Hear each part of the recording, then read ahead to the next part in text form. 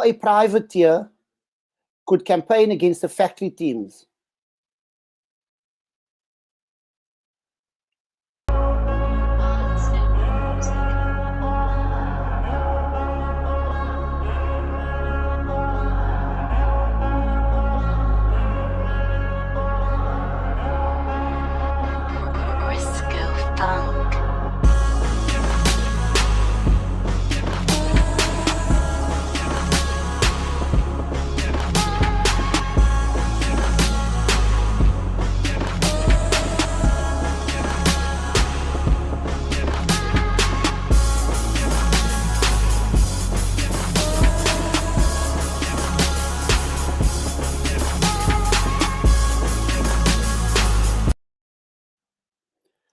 Well, good evening, everybody.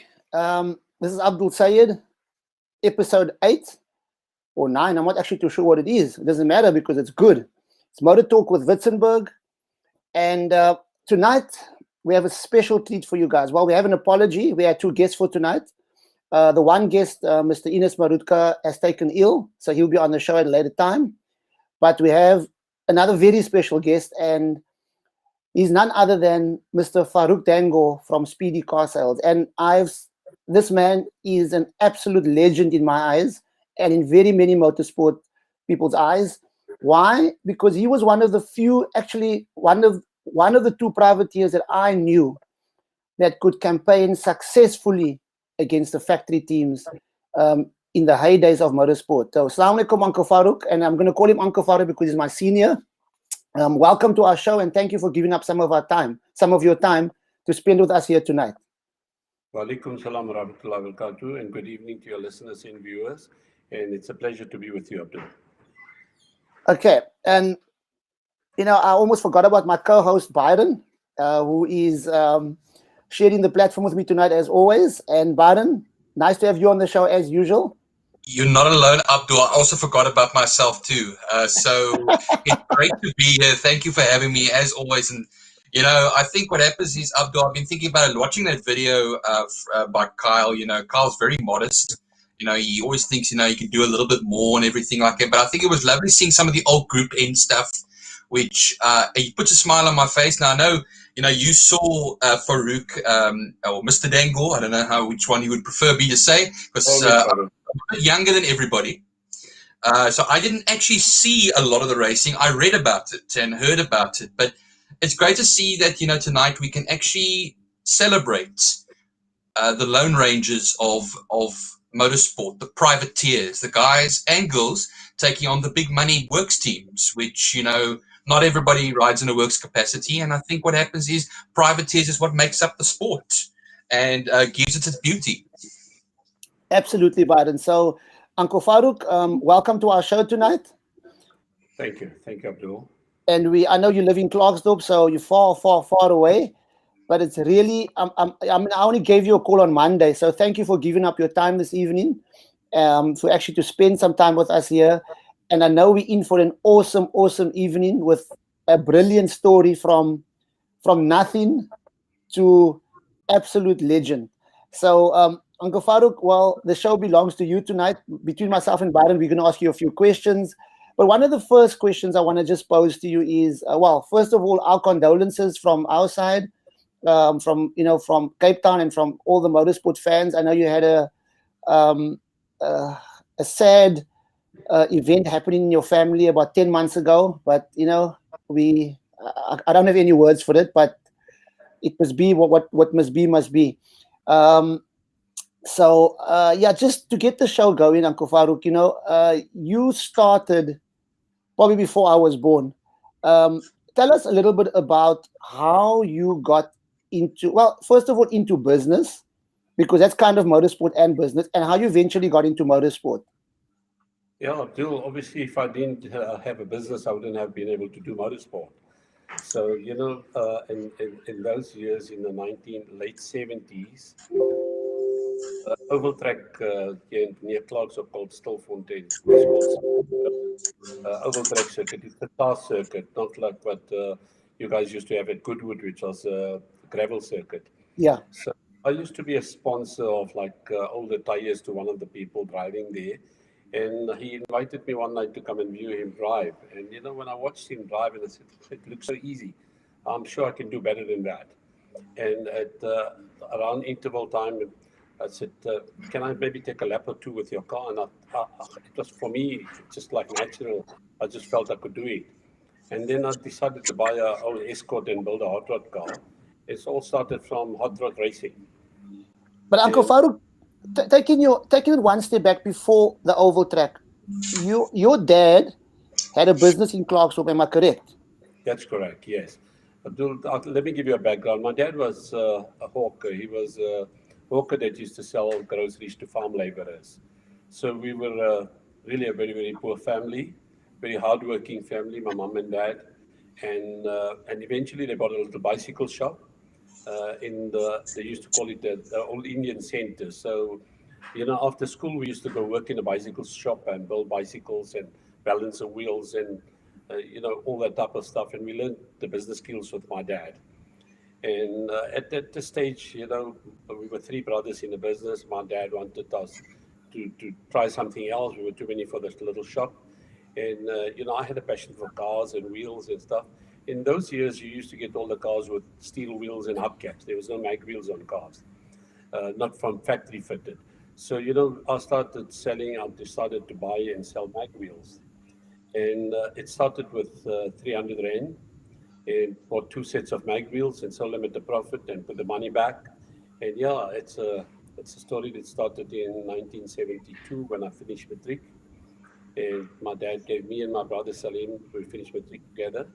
And he said, if we have a good result in matric, he's going to buy us a set of mags for the Datsun SSS that he bought for us. So when I went to choose a wheel, and I realized I got ripped off with a price because I watched in a car magazine and I realized I could buy them cheaper and sell them cheaper and still make a profit. So alhamdulillah, I thank for all God's blessings. It's just a success story that we became the biggest mag wheel dealer in South Africa 4 years later. Appointed by Tiger Wheels as their main agent in the whole Western Transvaal, the old Western Transvaal. And, you know, the Clarksville area was a very rich area with the gold mines. And the miners used to earn big money. And the first thing they wanted on their Cortinas and SSS and Dodge Colts was a set of mag wheels, a louver, windshields, a sunroof, a little sound system. And yeah, that's where we started with one fitter and myself. I used to do everything myself, jacking up the car, stripping the wheels, putting a tube in, because those years you couldn't get it. There was no tubeless tires, so you had to put a tube inside and pump it up and put it back on the car. So you used to do sales, fitment with tire levers and rubber mallets. There was no fancy machines to do all that. So we went through the whole ranks, and alhamdulillah, that made us tough. That made us tough.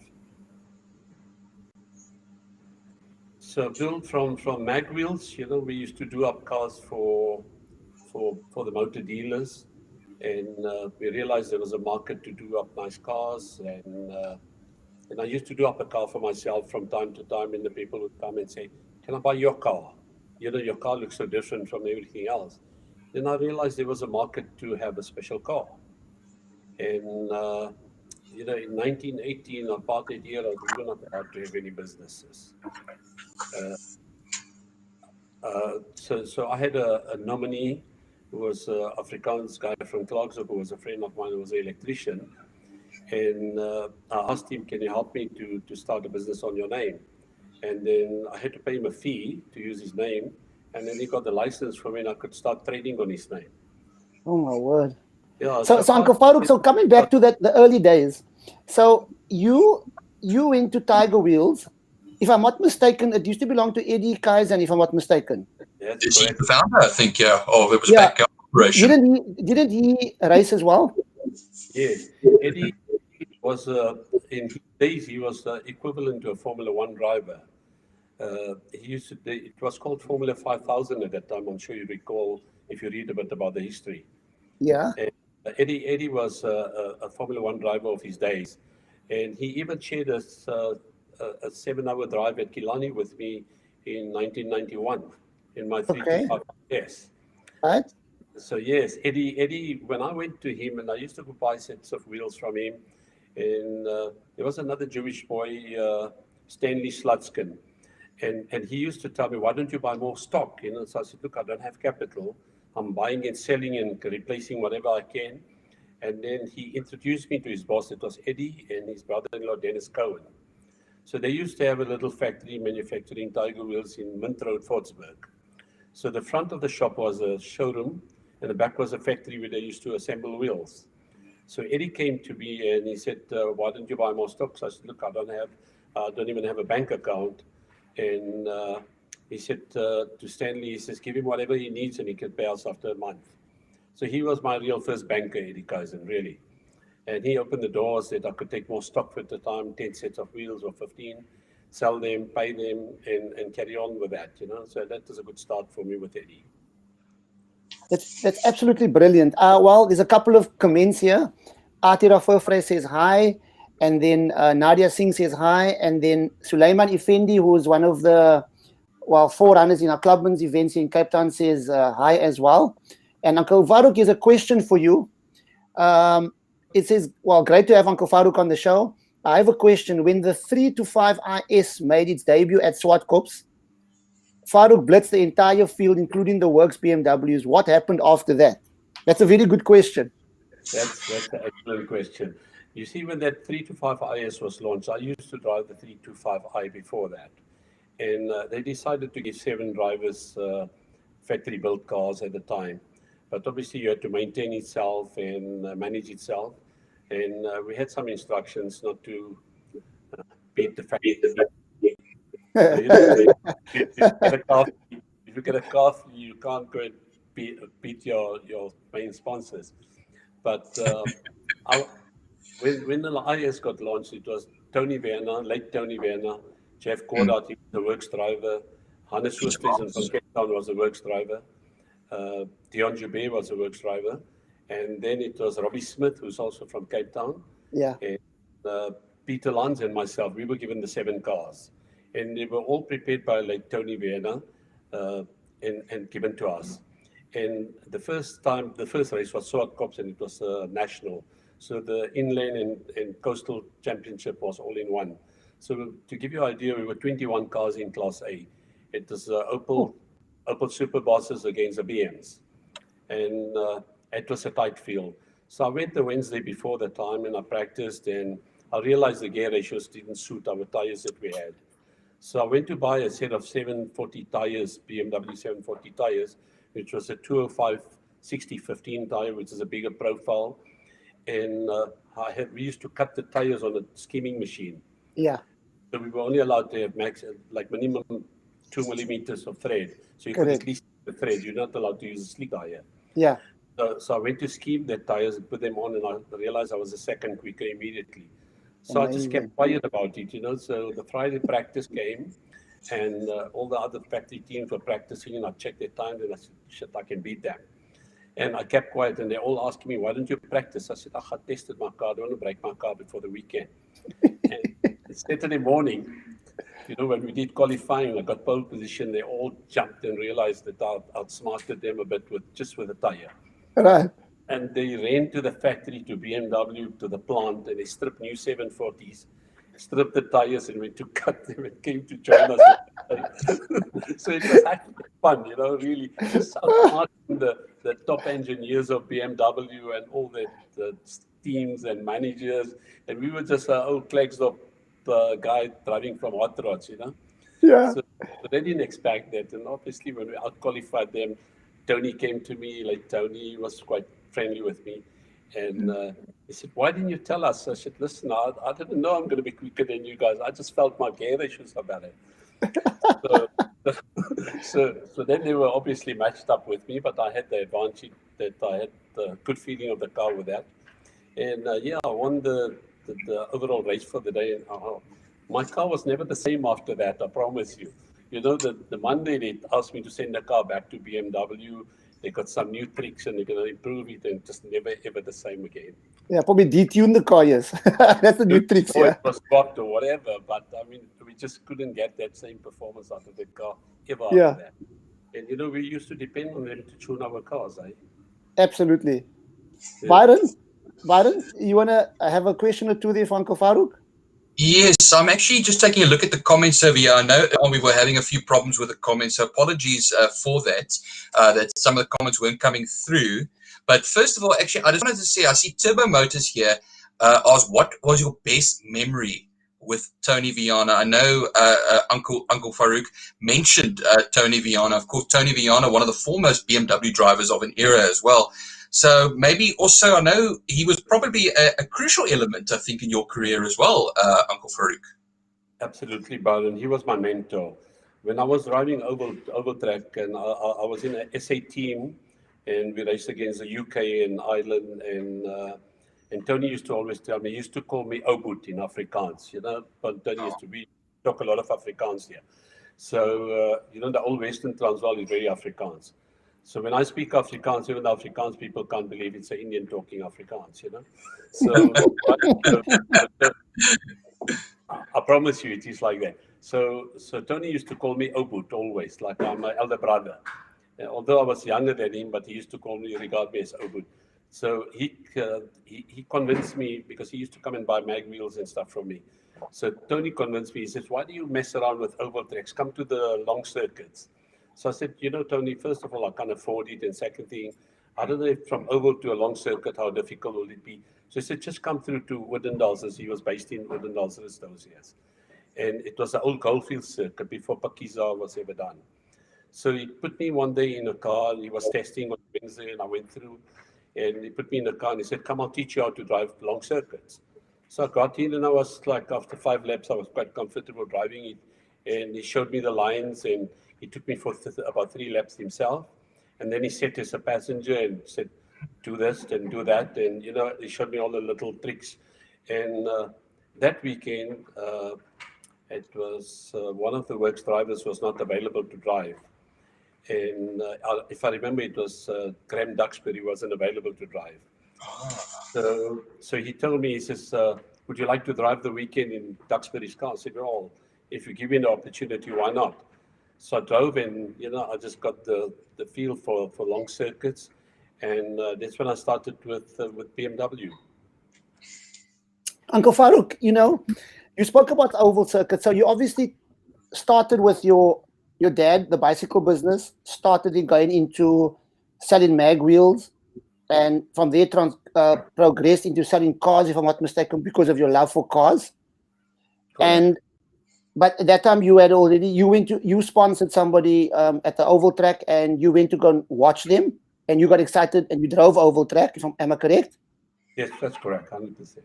And then the transformation from there to circuit racing happened through Tony Viana and what you talk about with Graham's Duxbury's car. Is that exactly how the transformation happened for you, going from oval track into that part of to circuit racing?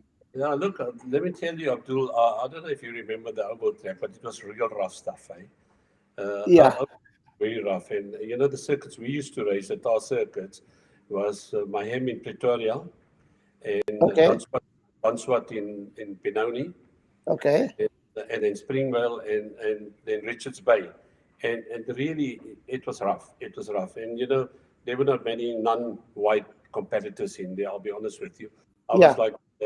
I was like the only Indian guy competing. And, you know, obviously you took a lot of flack. And In the oval track. Yeah. Yeah. We always called the coolies, and, you know, all sorts of made. And you were not supposed to beat them. You know, that was the main thing, eh? So yeah, we had to go through real difficult times. At one night, I remember, in the oval track, there was a South African championship race at Dunswat, and we had a 2-car team. There was a guy called Willie Willifie, who's also late now. He was one of my team drivers and myself, and they were selecting the SA team to compete against the world team.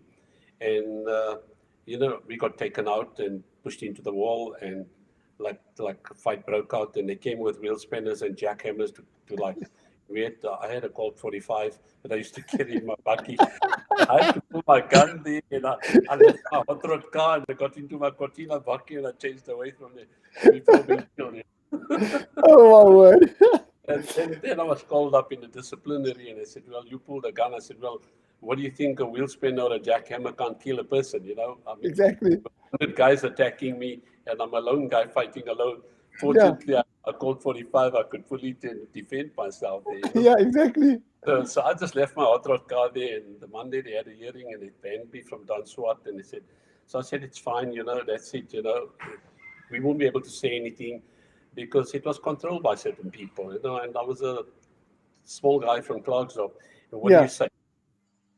So yeah, we had some difficult moments, but it's all a learning curve, you had to stick to your guns and say, you got to fight for your rights, and you got to stick through it, because we were not supposed to be in that space at the time. Correct.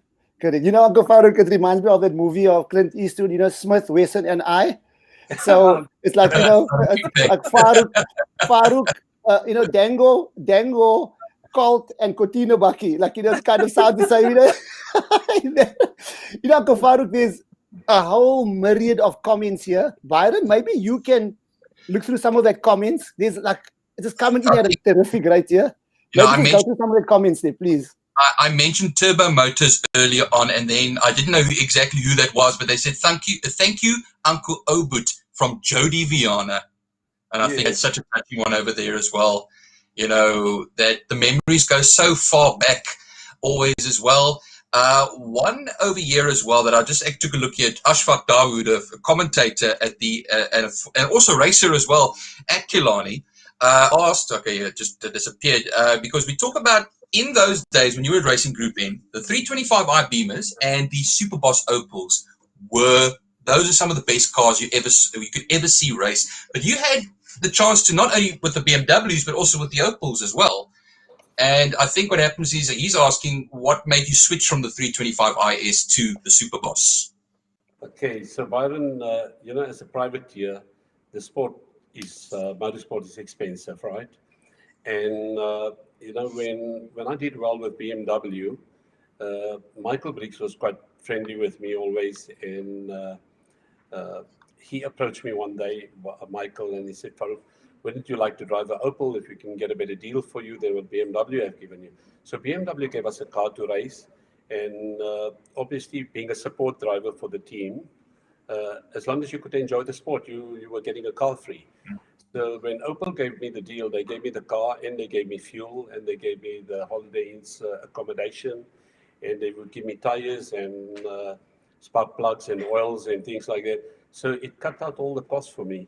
And for me to transform from rear-wheel drive to front wheel, I was one of the guys that could adapt very easily. I know Michael told me one day that he found it extremely difficult to drive a rear wheel to a front wheel.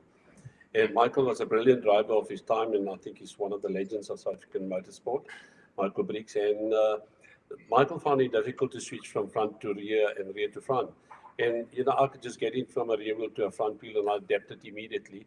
And the deal was better for me, and I enjoyed it with the Opel Motorsport team. Was much more friendly a team to be with. And I love my BM. I still got my original 325IS car, totally restored like new. And that was the main reason I had to switch. Uncle Farouk, sorry, Byron, just before I forget, Mosh Dango from, is it the UK, Canada? He says hi. Mosh Dango, I think he's your nephew or something. And just before we go into some more questions, I want Kyle just to bring up a video, a 1-minute video of of Uncle Farouk racing on the circuit. Kyle, you can bring the video up now. Let us just have a look at the video. Clarksdorp's Businessman of the Year, Farouk Dangor, sharing the front row with Michael Briggs. Gets a nudge from the back there, and who's it this time? It's Farouk Dangor. Farouk Dangor is the only privateer currently active in the Static Satcar series.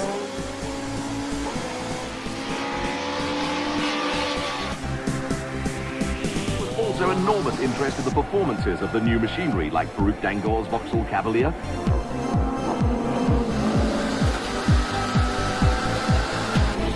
Farouk Dangor, despite an injured arm, is right up with the listens as the cars complete 2 laps. Dangor and Frobler are side by side going into the Rothmans S's. These are two tough characters and they won't back off.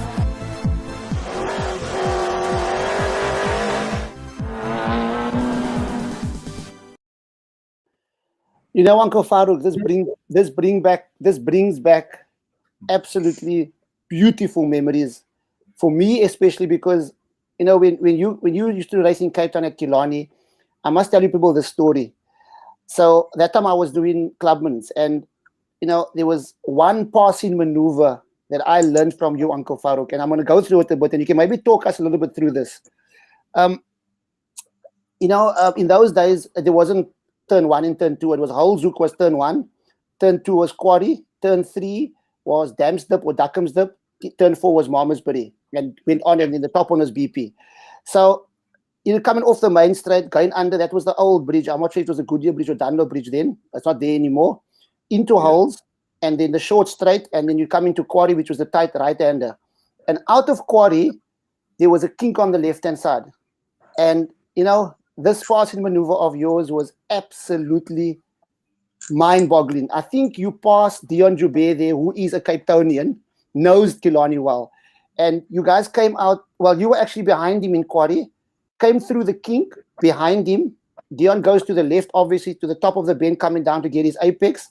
And all you did, Uncle Farouk, and I watched this, man, and I remember this clearly, all you did was cut to the inside. He's got nowhere to go. He's on the outside of Dams now.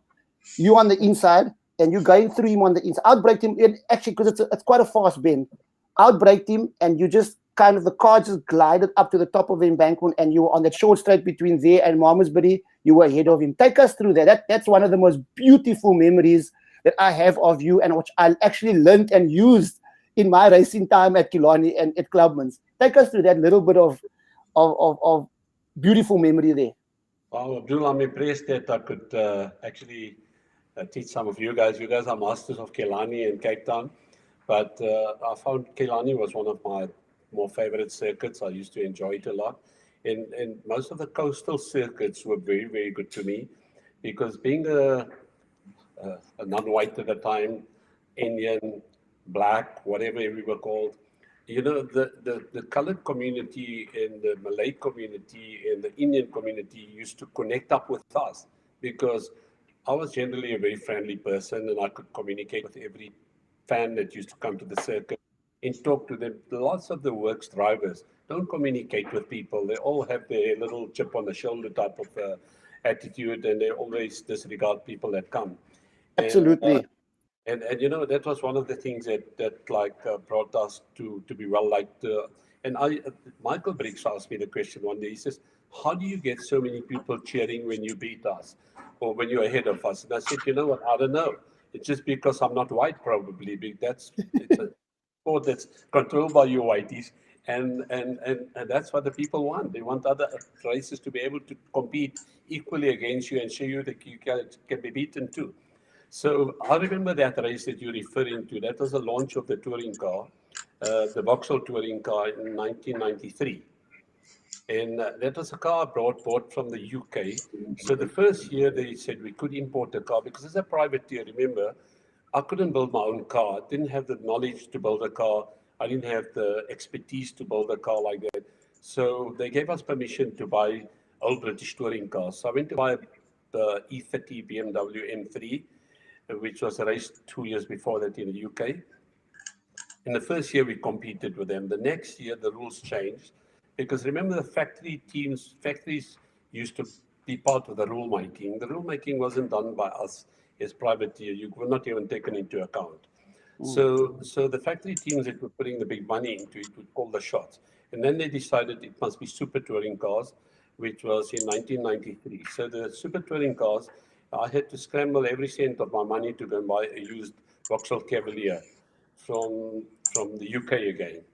So I had to take 2 mechanics to train in the UK, and I spent a week there testing the car at Donington and stuff like that. And then we brought the car, and the chief test driver of McLaren's test driver was called Chris Goodwin. He still partakes in serious races, in the endurance races.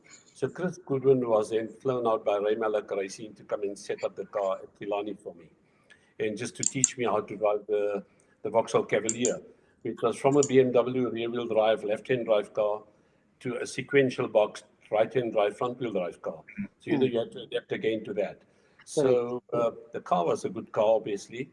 And, Toyota had the work Camrys that were built in the UK for them. Serge Demzo was one of the drivers. And Julian Bailey. And Julian Bailey later on as well. Yes, Julian Bailey came later, yes, for the Yeah. international. So Serge was a known rally driver of his time. Yeah. And then the Nissan had Hannes Grobler, Peter Nick de Waal, and then Opel had Michael Briggs and McCleary. Roger McCleary. McCleary's son, Grant McCleary. Grant McCleary, yeah. Grant, yes. So all these cars were built in the UK for these because they could spend any amount and build the cars. So we bought a used car, which was a 2-season-old car, and I just felt I could drive that car so well that the first time I saw Serge battling through that section, I said, I was planning where can I make a move, and you don't want to spoil the car, you don't want to damage a new car. And I saw the gap, went for it, and I saw it was quite easy. I could take it, and we had to ride a lot of curb there because the cars were very, very stiff suspension, and the curb would settle the car exactly where you want it if you ride the curb. So you transfer the weight beautifully, and so I pulled that move on Serge, and I knew I could get. And within 2 laps, I got the leading works drivers. That was Briggs and Joubert and Bernard and them. So I knew I could pass Joubert again in the same corner. I could do the same trick on him. And that's probably the one you remember, Abdul. Absolutely. Clearly, clear as day. Clear as day. Joubert was so blown away. I didn't know if he even knew what caught him there. And no, he didn't. No one regarded that to be a spot because everyone used to try and outbrake at the end of the straight, Yeah. And sometimes, like once Serge Demzo went right through over and landed into the wall. So, I did any crazy moves at the end of the straight because we were doing like 240 k's an hour there. Right. So it was good fun, eh? It was really good fun.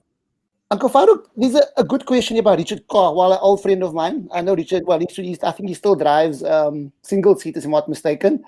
What was the budget difference between the factory and the privateer teams back then? Oh, you can't even compare that, really. For us to get, to give you an idea, if we had to go for a weekend with slicks, slicks the tires was the most expensive part for us, right? So fortunately, Eddie Kaizen from Tiger Wheels came to the party, and they were selling Yokohama tires. So Eddie did a deal with Yokohama to supply us tires at 50% of cost. And so the Yokohama was not known as the quickest tire in touring cars. The Dunlop was the tire of the day. But it was just too expensive. You needed like 30 tires for a weekend from practice to race day. And then, if I tell you some of the stories of how the factory teams used to cheat, it was just like crazy. And, a lot of my old colleagues that we're good friends with still, if we talk about the old days, if they tell me the stories of how they used to cheat by filling their tires, the qualifying tires, with water. So they run the car 100 kilos lighter than anyone else. And we are privateer, we don't know all the tricks, And as a privateer, if you beat them, your car gets stripped and checked and everything. So you're not supposed to be winning. But if a factory team wins with a margin, it's fine. Right. So, they used to, I can tell you for a fact that of the teams used to fill their qualifying, the weigh-in tire, there was a qualifying tire, and then they used to use the car after that for a weigh-in. First go to they change their tires and mark them and put them on a car, and then the tires were different from races. So they used to go with 100 kilos lighter. And, you just had absolutely no chance of competing against that car equally because it's like having 2 extra passengers in your car. Correct. Yeah. Absolutely. So, the odds were always against a privateer, I promise you. Budget-wise, your question was budget-wise. We can't even compare budget because they used to come with race engineers, mechanics of the best caliber, but the cars were tested. They were stripped apart every week. Everything, every wheel bearing is checked, everything. We couldn't afford to do all that. So you race half a season on a motor, have new rings, and they're done, and race the second half of the season. That motors were built to last 1,500 kilometers. Correct. So that they used to make 280 horsepower in those days. And if I remember, Kilani was under 1 minute 20 with the 20 cars that time. Yeah. So the cars were quick. They were really quick for the time. Talking about the factory teams and the privateers, I had the privilege of buying my last circuit car that I bought it from Toyota Motorsport. They used to drive the car in Witzenberg modifieds. It was the 1.3 Corolla that Etienne Roos used to campaign. And the Class C Corolla, it was Charles Wilkin, he campaigned that car. So I had the option of buying either of those two cars. Well, the Class C car was way too expensive for me and too complicated, so I opted for the 1300, with a 2E motor. And Uncle Farouk, that car was built by Roger Taylor. Yes. Yeah, correct. Roger Taylor. And that was quite interesting because, like you say, because it was a factory team. After every race meeting, the engine was rebuilt. They had new tires, the works.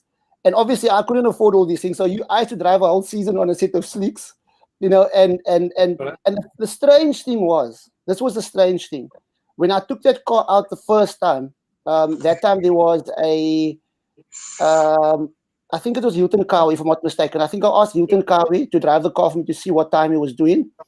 And when I took the car out, I did identical times to him. And it was very interesting, but it was just, my previous car I built myself, and it was a complete disaster. The car didn't have brakes at the end of the straight. So it was a big difference. The point is that the factory cars are obviously prepared so well that, you don't need a lot of talent to drive those cars. You just need to have, be a fairly good driver. So come in there. Yeah, sure. I'm just recalling an incident that happened in PE once, right? And I'm going to quickly relate to you because I might forget about it at a later stage. Brilliant. The tires we were supplied by, we got sponsorship from, and we were supposed to be backup drivers for the factory team. So no, we're not supposed to beat them, but block the BM. Being the Opel driver, you must block the BMs or hold them back as long as possible, or whatever, so the Opels can get away. Or we used to go out qualifying and tow each other, and all sorts of tricks were done. So the one day we went to PE, and I was battling with my superboss. I just couldn't do a good time. And I asked Michael Briggs, I said, Michael, don't you want to take my car for a lap or two? Just tell me if I'm driving badly or is there something wrong with the car? So Michael was always very good to me. And Michael took the car and he came back. And I remember I just can't recall the name of the Opel boss of motorsport, but he's emigrated to Australia. And he told him, he says, listen, do you expect Farouk to be our backup driver? You can't give him a piece of shit to drive. Sorry for my words. But exactly what he told him. And Michael was slower because I was used to driving a car that wasn't up to the same pace. Correct. And wanting me as a backup driver to try and hold the BMs, they needed to give me the equal stuff to be able to help them, right? Correct. So the night they said they'll put it back on a dyno and took it to the workshop in PE. And they put it on a dyno, and we were 15 kilowatts down compared to the works cars. So, you could still compromise with power as long as handling was up to it. So the tires, I was watching the tires they were fitting on the tires. Now, when we schemed the tires we used to get was like a normal road car Continental, which if you scheme it had a shine on it like a sheen. Right. And when the tires they were putting on had like a matte finish on their cars, and I used to notice this at the circuits, and I'll never really give it a good thought.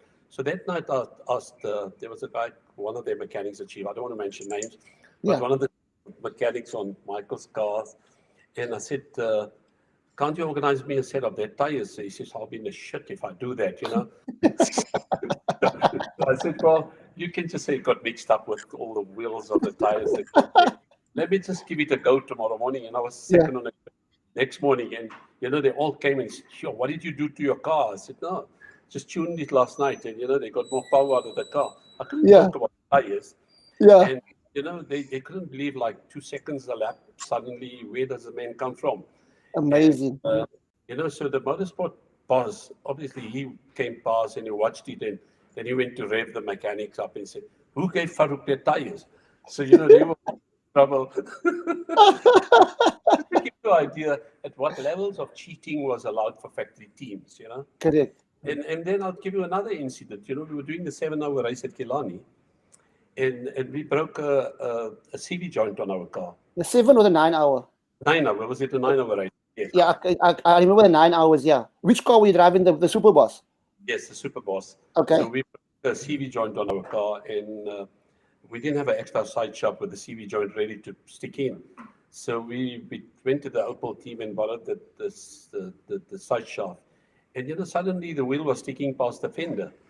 And I went back, I said, maybe you gave me the wrong side, you know. Yeah. They said, okay, sorry, we gave you the wrong one. So they used to make extended shafts to get a wider track on the car. Oh for my better. word. All the little tricks of cheating was factory team cheating. So, you know, you as a privateer, you absolutely got no chance of beating them. And Absolutely. the cars get stripped or they never get checked, or, you know, Yeah.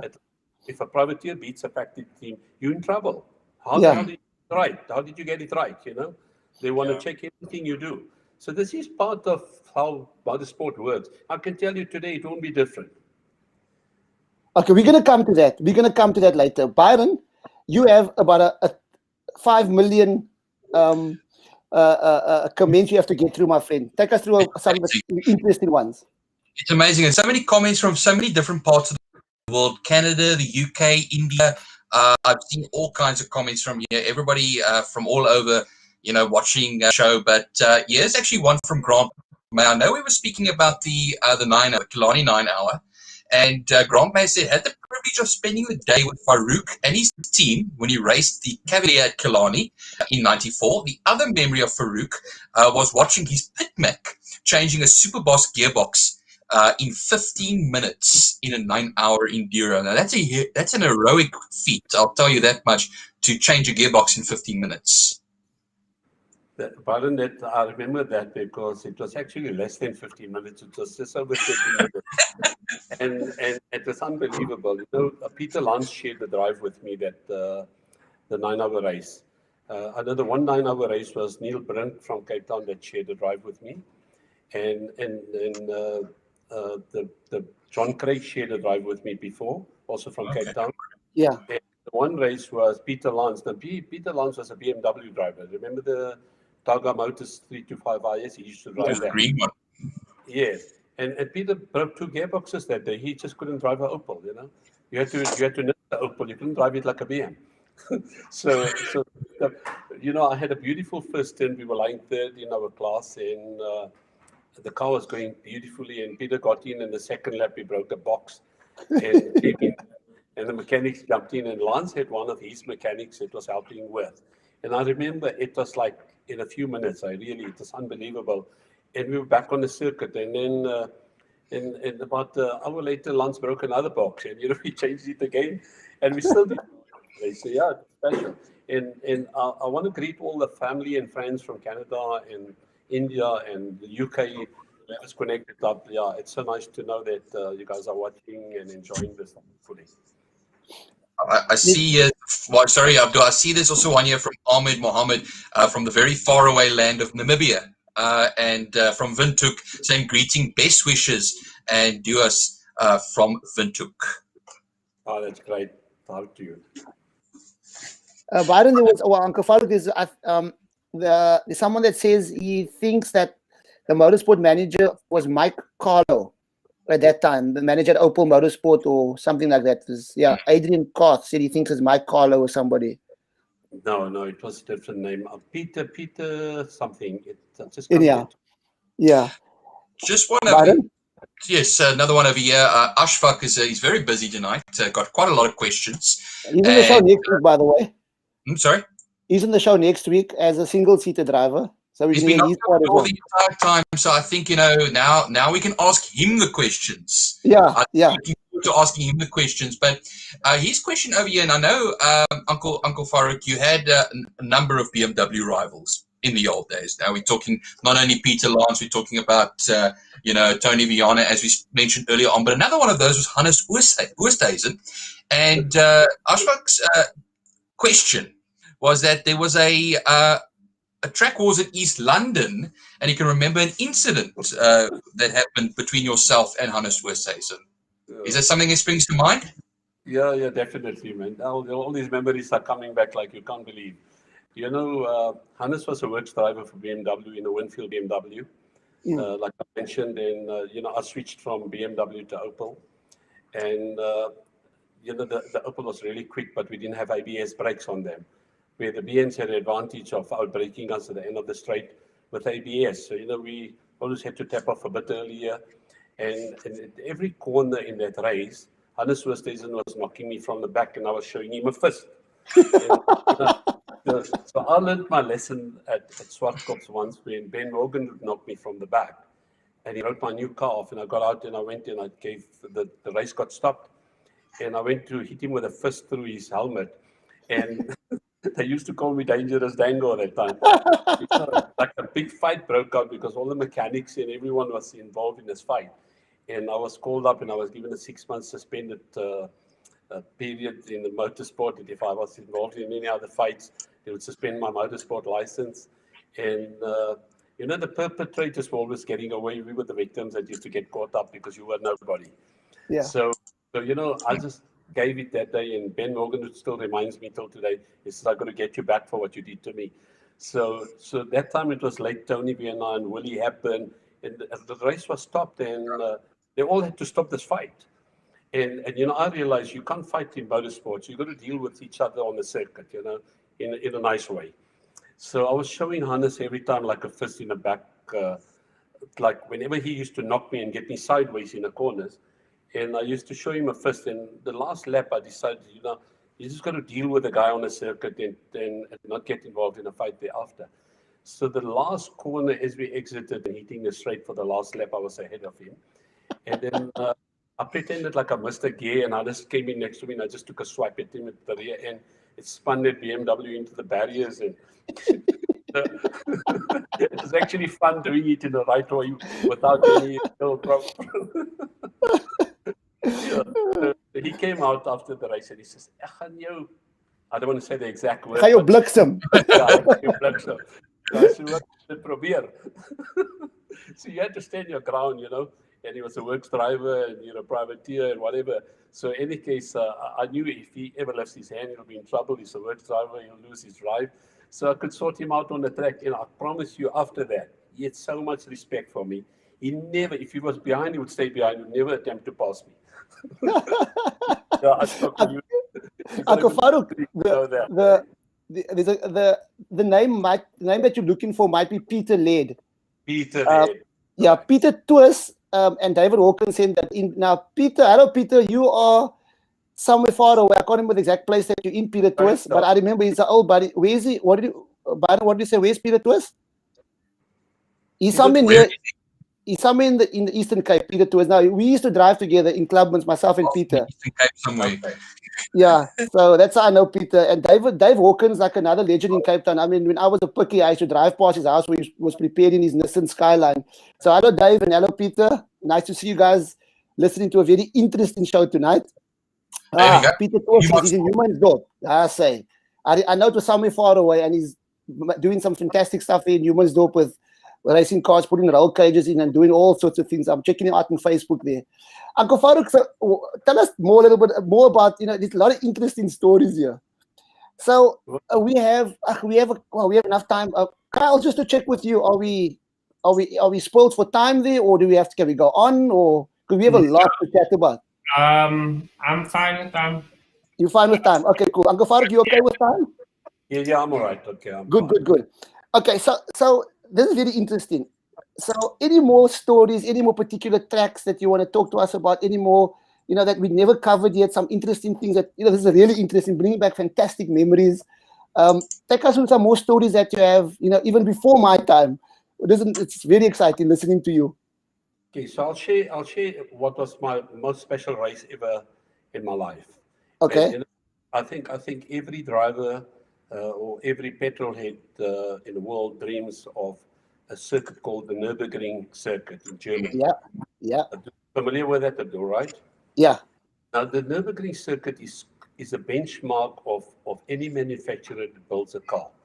That's a car where every manufacturer builds and tests and prove their metal to say, we've got the quickest car on the Nürburgring. It's got 177 corners. Ooh. So it's 27 kilometers through a mountain. It's in the Eifel Mountains in Germany. So, as a young BMW driver, I was dreaming about one day trying to do the Nürburgring race. And late Eddie Kaizen made it possible because he had some connections in Germany where they were partnered with the ATS wheel manufacturing company.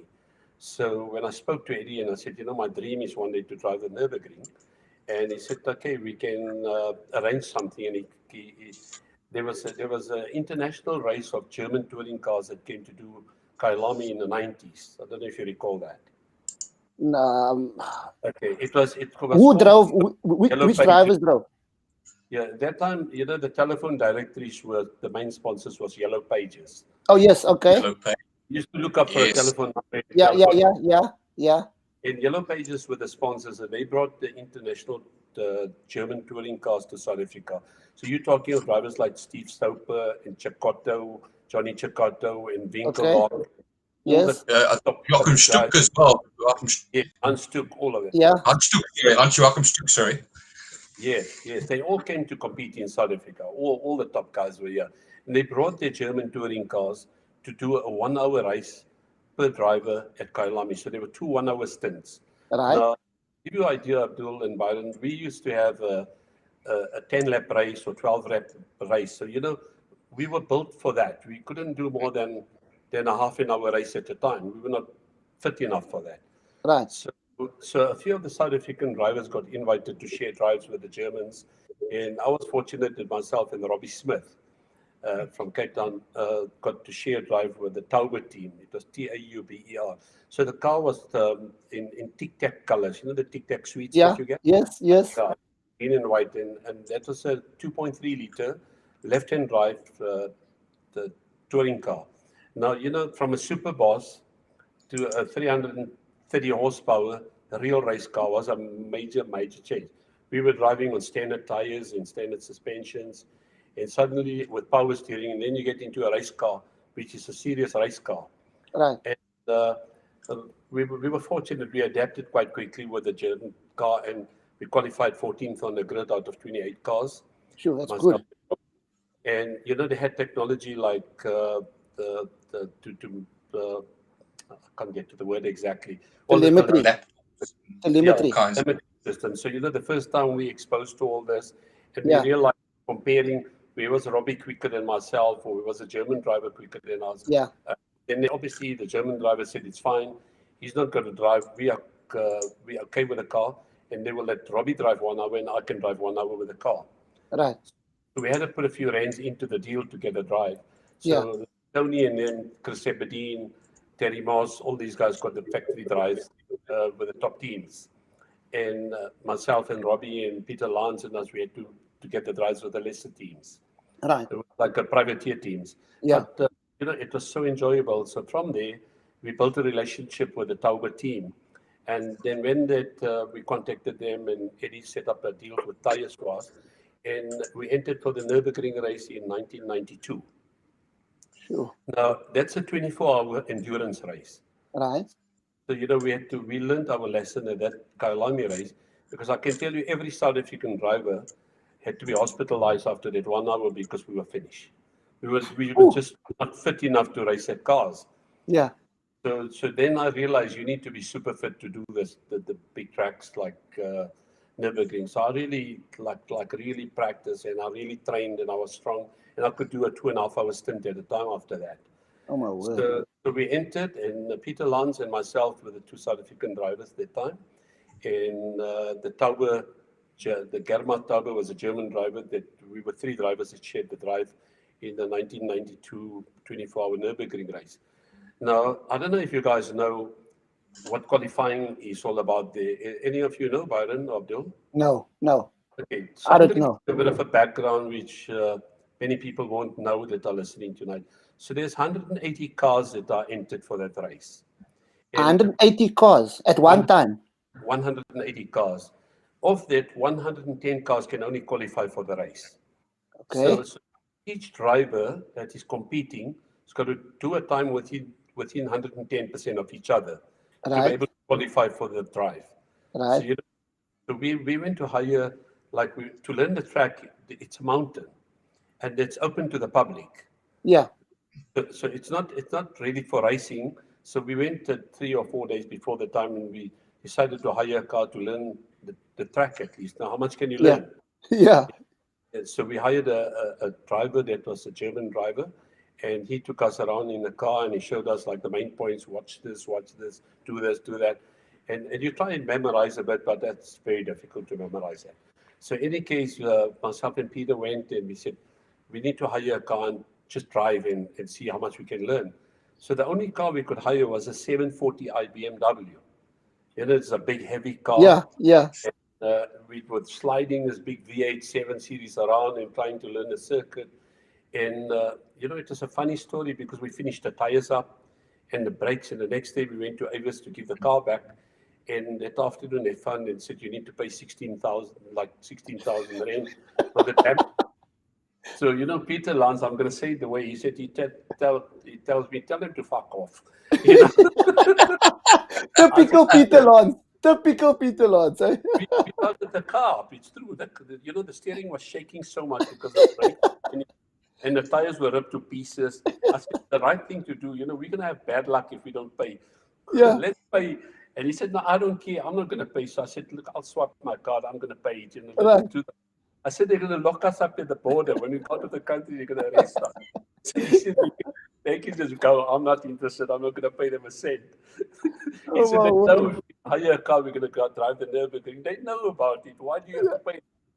So in this case, that's how we learned a bit of the circuit. Now, the Grand Prix circuit, which you see in Formula One, Yeah. becomes part of the Nürburgring mountain in the 24-hour race.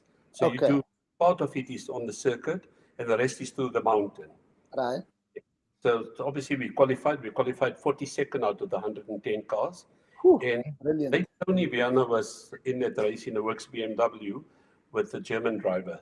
Right. And they qualified about 31st in that car. Right. So we were not too bad. It was called the Group 1.5 car. It was between a Group A and the German touring car, the car. So you could use narrower tires but bigger fuel tanks, so you could drive longer stints in it. Yeah. And the of endurance races, that you need to see how far you can go on tires and fuel and all sorts of stuff like that. So obviously we didn't have the speed of the very big German touring cars, but we were more consistent on fuel consumption and pit stops. Right. So yeah, the night, it was like I was thinking, like, why the hell did I do this? Because, you know, if I could get killed in this mountain somewhere, and my family, and how they're going to bury me, and I'm thinking of all the negatives. And that night was rain and fog, and during races, it's like, so we were just following the white lines and trying to race. Right. And then still you got the Porsches and that they are super quick cars. They come past you like lightning fast. Yeah. You're going to keep out of the way. You're going to make sure you're out of the way all the time. And then you get a mishap in front of you. Someone has spun out and you've got to avoid. And we were fortunate that we didn't have wet weather tires. So Yokohama had a truck at the circuit. And we went to them just before the start. We realized the weather was getting bad and we might need wets. And we only had slicks. Right. So we went to the Yokohama team and they said, give us 2 sets of your slicks and we'll groove them. So, you know, the old trick, Abdul, is soldering iron. Yeah, yeah. You probably know about it, but they took a soldering iron and cut it into the tires for us. Into the slicks? Yeah, into the slick. They cut. Oh, my word. They said, don't worry, this will work, you know? Yeah. I said, okay, that's fine. So what worked fantastic for us is that the mountain was not all wet. Half of the mountain was, the other half was dry. So the guys stopping and putting full slicks, like the works teams, we were ahead of them after 12 hours because they were carrying either or full wets. Right. And we have like an intermediate tire that we were made up of our homemade tire. So we were second in our class at 21 hours, and I was supposed to do the final stint, the final 2 hours 45. And a lap before that, Peter Lance crashed the car. And I told him, that's because you had bad intentions. You see, you didn't want to pay for the 7 series. That was my most memorable race. You could like dream you're going to get Springbok colors and the only guys. And I was the first Indian at that time to race at the Nürburgring. You know, so it was like an achievement of like, you can just imagine how the guys are going to be blown away when you come home and you've won your class at the Nürburgring. Right. And it so happened that the leading car in our class in that Group 1.5, crashed the next lap after us. You know, Oh so my word. it was hung in there, but obviously we could have won the race, but we Yeah. didn't. So that was one of the highlights of my motorsport career. And I think every South African driver, if they ever talk about what's a race that you would like to do, I think every guy's dream is to do the Nürburgring 24 hour. Right. Byron, So- you have something to address with Uncle Farouk there? Yes, we do, and I know Uncle Farouk spoke throughout the show about various, drivers that he admired and so on. But Nadia Sting is also asking still again, was there a particular driver during your racing career that you most admired, Uncle Farouk? I on Tony Viana as one. A group of drivers throughout the years? You know, there's so many of the good drivers that I can remember. You know, like take Willie Hepburn. He's in his 80s and he still races. Privateer as well. Yeah, and Willie Hepburn will come alone to the circuit. He'll load off his car, off his trailer alone. He'll race the car. He'll fix it himself, load it back, and come back. You know, so Willie. These are guys that were so special that you can't. Guys like Johan Coetzee. Yeah. You know, he could build his own car and race it, and he could also beat factory teams and everything. So there's so many top guys. But my main mentor, like I said, was late Tony Viana. And then when I joined the Opel team, the very special guys was Michael Briggs, Grant McCleary. They were all so good to me, really. There was a guy called, he used to be an Air Force MiG pilot. Oh, he drove Toyota as well. Murray? Toyota, No? Yes. What was his name? Leon Murray. Yeah. Leon Murray. Murray. Yeah. Leon and them were always so good to me that he would walk past my car and he says, Dangor, you need to put a bit of more camber at the back, you know, just do Right. this. Show me a little more. You just need that little edge on handling. And, so yeah, I had some fantastic guys that used to drive. And, South Africa's produced top drivers. Look at the amount of drivers we got competing right now in German touring cars and everything, eh? So, Now, Uncle Farouk, that leaves me with a question. yes. Let's say, for example, I was a top-class cricketer, for example, right? So my country would be behind me when the South African cricket team goes and play in New Zealand or wherever, right? But I don't see the same happening in motorsport. I mean, we have the Binder or Binder brothers doing the MotoGP or Binder, whatever you pronounce it. And there's some really, I mean, I know the Van der Lindes drive overseas. Aberdeen's son drives overseas. Yeah. But what? I mean, those are the big names. But they are. I mean, we had David Perel on the show last week. And and he's driving. He's a professional. Well, he's a professional race driver now. But it looks to me as if the support from the South African motorsport bodies, like to actually enhance somebody's career, there's like kind of nothing happening. Maybe you must take us, because I mean you've been driving for a long time, and you've seen a lot in the time that you've been racing. Why don't we get the support from our motorsport bodies and stuff in South Africa as compared to other sports? Yeah, we definitely don't get it at all. Like we spoke earlier, they keep, first of all, some privateer that's a very good driver. I mean, the weekend you had a fantastic race in Cape Town, the 9-hour race. Yeah. And the team that finished second was 2 Indian boys, eh? And Logan Naidu, I think. Logan Naidu, his son, and the Pitumba boy. Give them the right stuff, and they can do anything too. But not always get support. You were talking earlier of Charles Wilkin, was a works driver. Yeah. Remember at the time, Flip Wilkin was his dad, who was head of Toyota Motorsport. Correct. So, Correct. That you can't just get in easily. It was like you had to prove your mettle and go and fight against them, and eventually maybe you get recognized. But if you don't have the right connections, if you're not in the right type of people you're mixing with all the time and partying, all sorts of things, you can't get in that groups. Yeah. You look at the Van der Lindes today. They come from a dad that was Henny Van der Linde, used to build his own cars and drive and do everything. Right. When Sean and them came, they got works drives. They were put onto the pedestal already. Yeah. It's easy for their families, Aberdeens, the Mosses, and all of them to have a ready-made start for everything.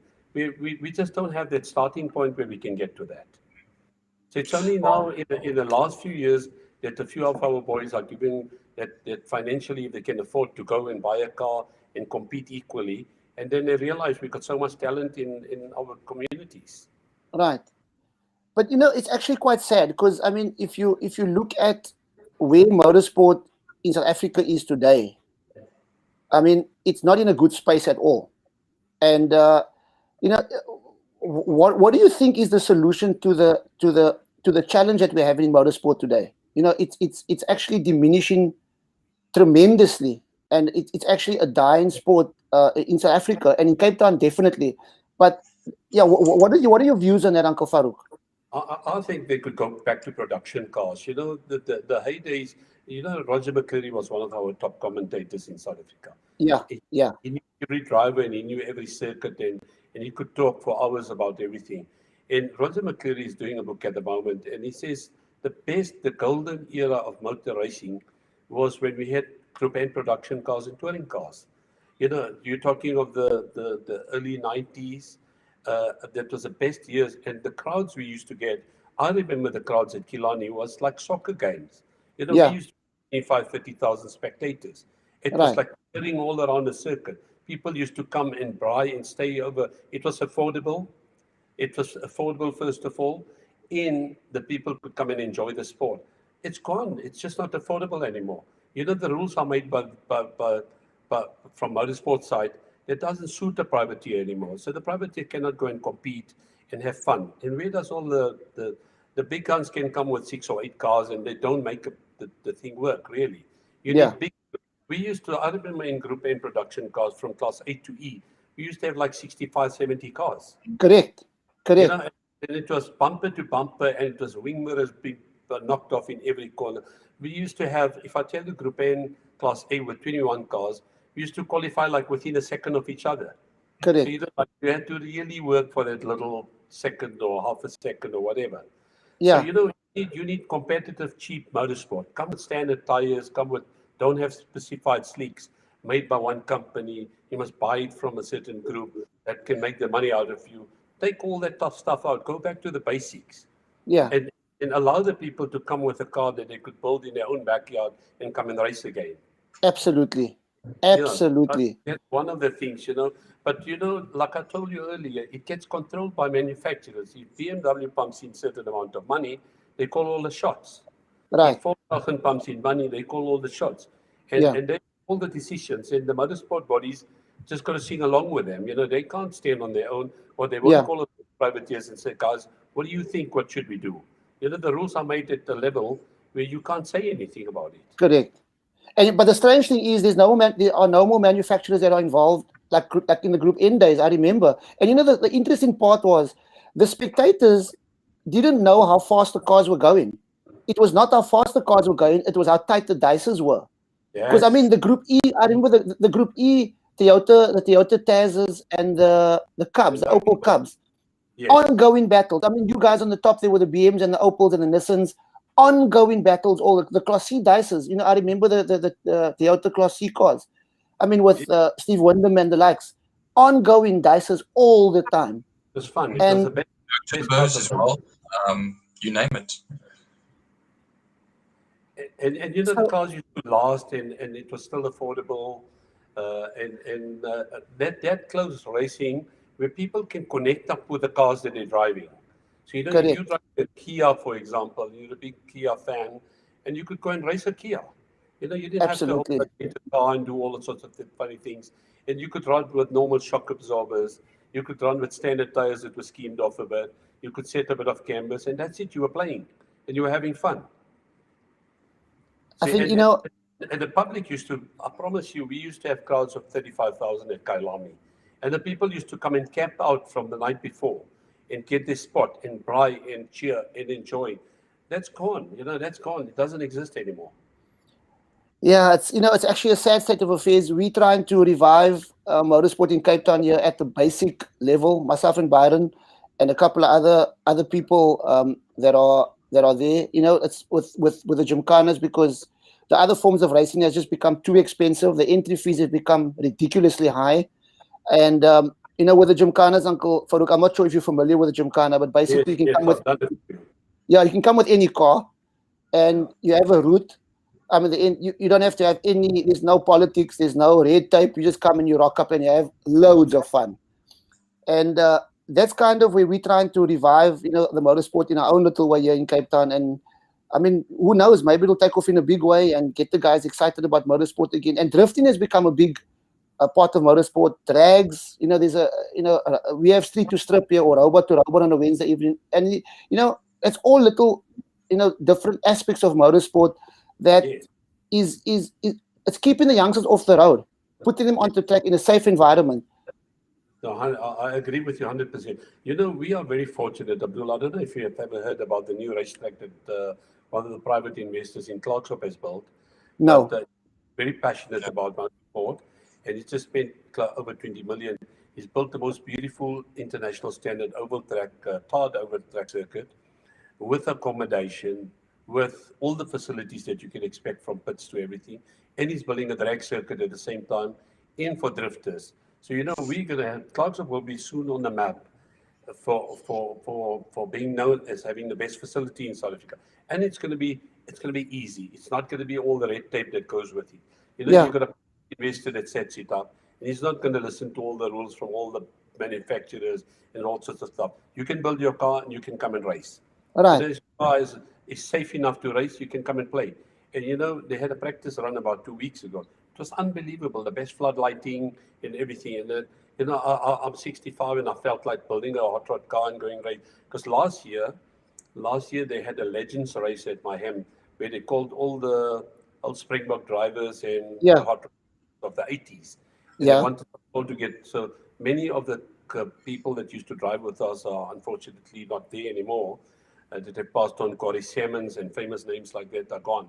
So we had fantastic fun, and I couldn't believe the new rotary powered hot rod cars, how quick and how well they handle. We used to have the old escorts we used to take and cut the doors and put fiberglass doors and you know, bend the front shock to get a bit of camber, and we used to race them. And you know, it's become such exciting how quick these cars are, how well they handle. And like Jody Vienna that was earlier commenting, you know, he's one of the super quick drivers in South Africa. It's late Tony's nephew. Okay. So Jody is such a special driver, and you know, you don't know about them on the big circuits. And you put these guys like Jody Vienna and them, give them a good production car, and they'll be superheroes in South Africa. So not connected to any big names or anything, but just put, you know, so we've got so much talent, eh? And the guys want the basics. They want the basics, affordable racing, you know, and without too much red tape around it. So, you know, Clarkson, if you ever get a chance, Byron and Abdul, please, you can be my guest when one of the big races, the opening of the circuit in the new year, official opening. I will invite you guys to come and join us, and I'm sure you're going to love it. Eh? It's absolutely. Well, maybe I'll come and design a Gymkhana route for you guys, like we do in Cape Town, and we can just have a ball, because we kind of design our routes in Cape Town for drifting, for the drifter, as well as for the guy with a pure Gymkhana car or a road car. It doesn't matter what it is. And this kind of excites me, Uncle Farouk, because one of our goals is exactly what you're talking about. We just don't have the 20 million yet. And I emphasize yet, because you know what?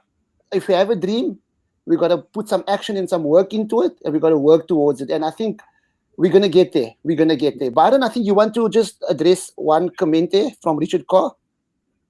There's actually a few one here. Richard Carr actually just asked, and I think actually along these lines, Uncle Farouk, when we talk about works guys, privateer guys versus works guys, and Richard Carr asks, and other than the limited factory assistance, would you have survived without sponsorship of your own? You know, I had a will, and I always found a way with my will, right? So, you know, probably not at the level that I could do all the national races. I could have maybe done inland races and not the full national races. But, you know, I'm always a type of a very dedicated person. If I want to do something, I do it. And, you know, my dream was to do the Nürburgring, and I went to do it, even with a small budget, with a small team. So, you know, every time in life it is like that. If you want to do something and you find a way of doing it. So, you know, in my small way, I would have done it, obviously. But just the fact that we could get accommodation free and stuff like that made it easier for me to go with the little help I got from the manufacturers to go further. You know, and I'm thankful for that, really, because it gave me some start to everything. Uncle Farouk, yeah, I can't ask Byron to address this because Byron's not going to understand the one from Murway Dangor. But Byron, I'll explain to you privately what it means. Please do. Murway Dangor, okay, you know that on a Friday we have a special prayer day. Byron, you know that, right? On Fridays we have a special, besides the fact that we pray 5 times a day, on a Friday we have a special prayer day. So Murway Dangor puts this comment here. Abdul asked Uncle Farouk about these lap times improving after Juma. And Juma is the special time, which is like kind of midday, 1 o'clock side. During the group end days, the drivers used to wonder where the speed comes from. This is actually quite funny. It became so funny, I promise you, you know, because I used to sit. I used to go for the nearest mosque, it was Kailami. I used to go to Marlborough, and if it was Swartkops, I used to go to Lodium to pray. And then the guys, there's always a session of practice while we have our prayers. So you have maybe a 11:30 session, and the next session is 12:30, and then qualifying is maybe 2:30. And now I miss the second session always. And they used to always say, because that's where you're going to get your setups now perfect. I said, no, I've got to pray. And when I come back and I'm a second week, and the guys used to tease me like, Dango went to pray. What is the trick? What is the trick? Must we go pray on a Friday to get a second? I have a chance to speak to Roger McCleary. You know, Roger's got a brilliant memory, eh? And he always talks about that 1 second. He says, you know, Dango used to go, they used to steal his shoes at the mosque, come back bare feet, and he goes a second quicker. Oh, my word. It was maybe just a time to sit and think, you know, where am I slower? Where can I make a little split second up? And you put it back into the circuit, you know? I'm laughing for a very specific reason here, because when we're supposed to be praying, we're supposed to be thinking about other stuff, not how to go faster in the corners. Planning, where can I go a little quicker? Oh, my word. This is hectic. While the lecture is on, you scheming all these things. You know? Byron, one day I'm going to take you to the mosque. You're going to understand what I'm talking about, Byron. I think that must happen, and maybe I can go faster too. In the Gymkhana, you can't knock the tires, eh? Byron, funniest part was they used to steal the shoes, you know, so we're going to take our shoes off when we go into the mosque to pray. You know, so when I come out and I look for my shoes and I come to the circuit and the guys are laughing at me, like my buddies are saying, Dango, why are you walking bare feet? I said, you just stole my shoes at the mosque, you know? Oh, my word. Byron, you want to ask Uncle Farouk about the BM and the Superboss? Well, first I want to actually see from Amanullah Bacchus. Has got a comment over here, and this actually just shows, you know, as well, the Superboss is such an iconic car in South African motorsport history, you know, from how much it was in Group N and so on. And Amanullah says, growing up, my mom used to say she thinks that my heart beats Superboss. And that you spoke earlier on about rear-wheel drive, front-wheel drive, and your easy adaptation to those when other drivers weren't having such a thing. Just tell us your quick adaptation between the two. You know, let me tell you, both these cars were very special cars. Right? The IS was a specially developed car at the time, with lighter weight fenders, bigger brakes, different suspensions, and the 2.7 Alpinas engines were used. And Superboss was a car that was specially developed to compete against the BMs, because they used to have a normal 16-valve Opel, and then they decided to contact Cosworth Engineering to do the suspicion cylinder heads and the Schlick cams from Germany, and they made a more powerful local South African version of a car. Now, I'm very fortunate that my late son, Mohammed, who passed on just about a year ago, he wanted to set up a museum for me, you know, he said, Dad, you were the only guy that really could take on and compete against the works teams. Let's build a museum and get all the race drivers of my era. He contacted each and every one of them. I've got race suits of each and every driver displayed in our motorsport museum. My 325 IS was totally restored by Evolution Motorsport. The Superboss has been restored. The British touring car BMW has been restored, which I'll be driving Sunday before the 9-hour race at Kailami. And, you know, he took so much pride in getting a museum with all the old pics being enlarged and put up on the walls. And I used to take my son to Formula One races. And he also was one of that type that could make friends very easily. And he got to make contacts with Alazi and Button and Takumo Sato, and they gave him all their race suits to put up in the museum in Clarksville. And, you know, so both these cars were legends, I promise you. The Superboss, it was special with the handling. They used to use the bigger mag wheels on them, the wider wheels. And they were just such like a cars to drive, I promise you.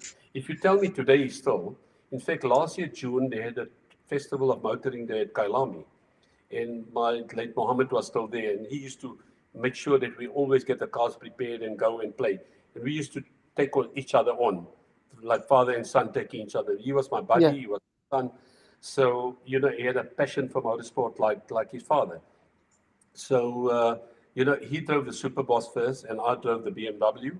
And we were neck and neck. We were like the old days. It felt like we were racing in Group N again. Yeah. And the cars are so evenly matched that, you know, just one slight mistake in a corner, another guy would get ahead of you. And then we swapped, and he said, Dad, I beat you. And I said, yeah, but I gave you a chance. So he says, okay, swap cars. Let's do it again. So he tells me that you drive the BM, I'll take the Superboss, I'll beat you too. And then, you know, after he beat me, I said, no, I gave you a chance. You know, you're my son. I need to give you a chance. But he beat me, you know. And I acknowledge I'm 65 and 60. Well, I was 64 at the time, and he was 30. So you know, they're sharper. They got more guts than us at a younger age. You know, coming down the mine shaft at Kailami, you know, I used to go flat through there. And now I was lifting a bit to settle the car before I would go onto the brakes. You know, and we just go flat through there.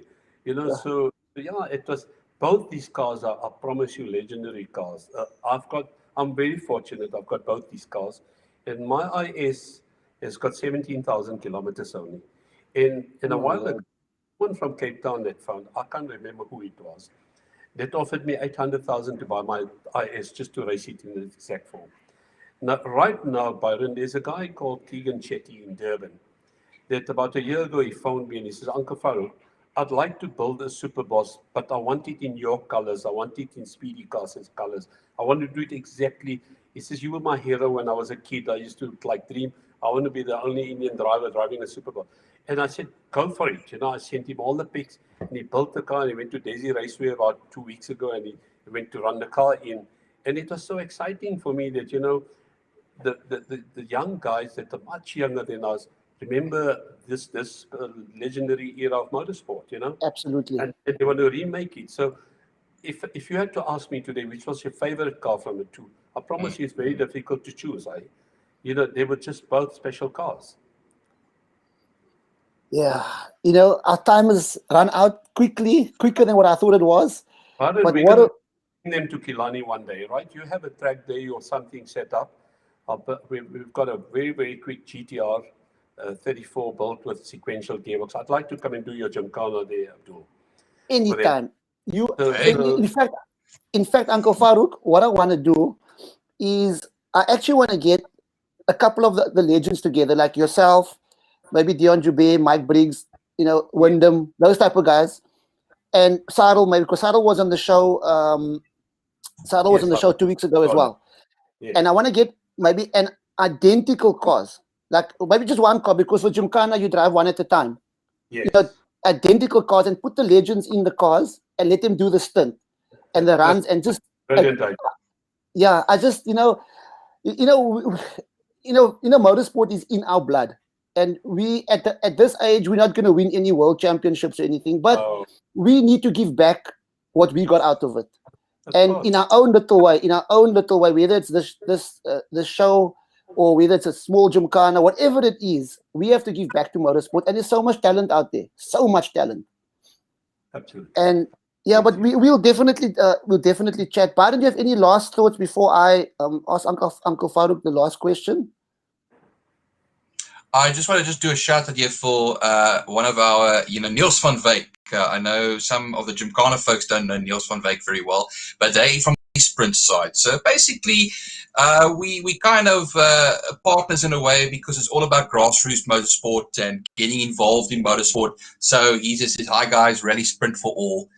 So that's one over there for him as well, just to give a mention out. So it's where we all start, grassroots motorsport, whether it's on track, whether it's on dirt, on the stages, and it's always great to see the support that's out there. But back to you, Abdul.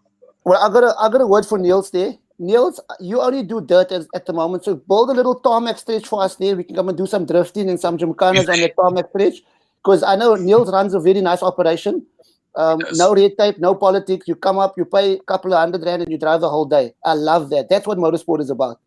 Uncle Farouk, just in closing, I wish I could speak to you for another 2 hours. There's so much in your brain, so much passion for motorsports. There's so much that you can offer us.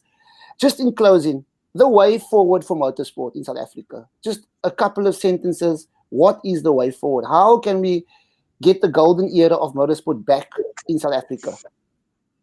Abdul, right now, the only thing to go back to production cars, connect up with the type of cars people are driving today. If you're a Volkswagen fan, if you're an Opel fan, if you're a BMW fan, let it come and compete equally with production cars. Make it affordable for people to be able to. Don't come with fancy that you need to use a specific tire to do this, or you need to do this to do that. Just make it very affordable. Keep manufacturers out of it if possible. Let the public compete in there. And you'll get that grassroots level people coming back into motorsport, that they know they're going to play. It's going to be about their talent. It's going to be about their skills. It's about how they can set up a car, the little edge they have. And let me tell you, oval track is one of the best learning circuits to handle a car.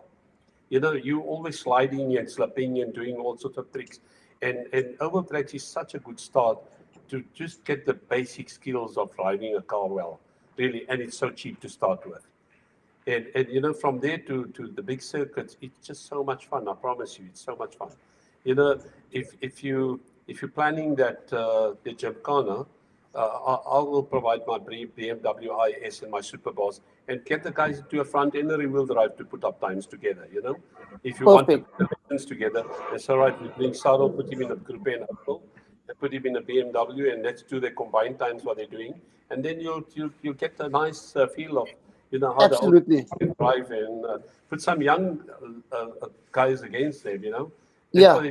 At the oval track last year at Mahem, they put all the young top boys that are competing, and they put them against us old toppies there, and we gave them a go. I finished second in one race there out of 15 cars.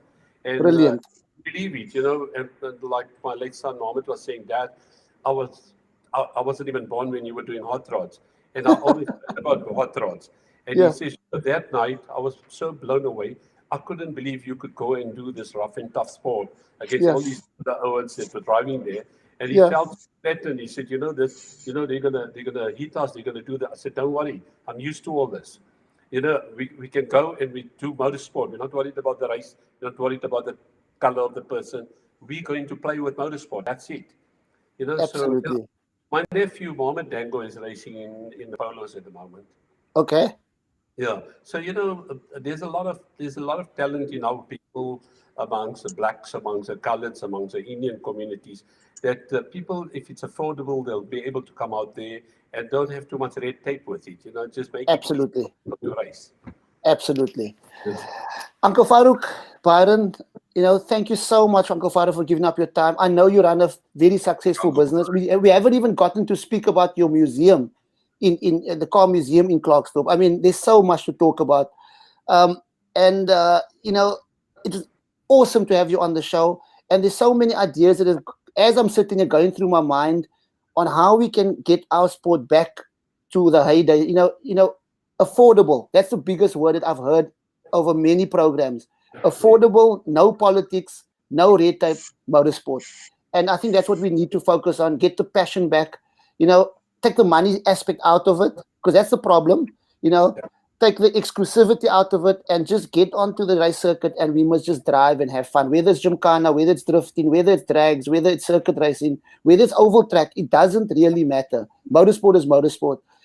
And at the end of the day, we just want motorsport to win. So thank you from the bottom of our hearts, Uncle Farouk.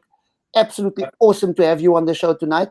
And Byron, thank you as well. No, thank you very much. Thank you, Uncle Carl, Farouk. Join us next week on Wednesday again. We're gonna have Ashfaq Daoud on the show next week from a single-seater perspective, and I believe we're trying to get Thorsten Pay on. He was a ex-clubman champion and rally champion as well. So guys, please join us next week on Wednesday at 8 o'clock. Byron will probably start the show off because 8 o'clock is our prayer time next week, and I'll join you guys a little bit later. And give me a good job here, Abdul. You putting me. I got a lot to live up to here, so I have to prepare. I got 1 week to prepare at least. Yeah, well, just the bottom line is talk from the heart. That's the most important. And and Byron and Uncle Farouk, I'm going to ask Carl to cut the transmission, but don't leave the studio. We can have a quick chat afterwards just to catch up. So thank you very much. Thank you for listening. Thank you for all the comments, and thank you, Uncle Farouk. Thank you to you and Byron and Kyle, and thank you for requesting me to be part of your show too. Thank you very much. Absolute pleasure to have you, and we'd love to have you back again with maybe a couple of the old guys with Briggs and Jubei and whoever the guys that are still around. Maybe you guys can have a a good studio fight, a studio compete, should I say? Okay, thank you, listeners. Thank you for all the comments. We really enjoyed the show tonight. It's a real insight into motorsport, the old heydays. Thank you, Kyle. And chat to you guys next week. Cheers.